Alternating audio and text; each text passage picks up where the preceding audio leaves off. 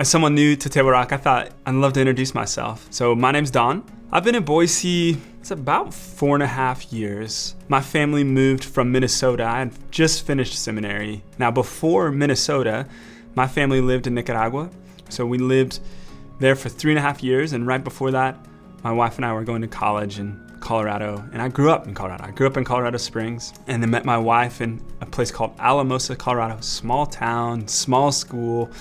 We got married, finished up school, and then moved straight to Nicaragua, where we loved just serving alongside some missionaries, met so many good friends. It was so formative for my family to be there and to be in ministry full time and caring for these people whom we just love. So we moved from Nicaragua to Minnesota, where I went to seminary at Bethlehem College, and we were freezing when we arrived.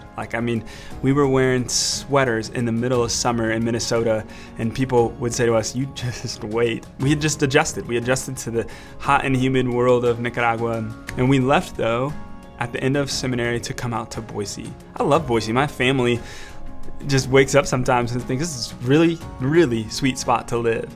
Places are close. We love the weather. This is the best weather we've ever lived in.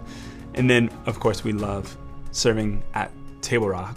Now, I've been on staff since the beginning, but when Table Rock began, I was bivocational. So I worked for a ministry that was online while working at the church. So I did that for the first year while the church was getting started. But I preach about 50-60% of the time, and then I also lead worship. But my wife and I, we love to have people over in our home. We have 3 kiddos, so know if you do get to come to our house that it's gonna be a full kitchen, and we love being parents. They love coming to Table Rock. They'll come early with me to do setup because they just love being around the church. What do I like to do? Some hobbies. I'm a fiddly hobby kind of person.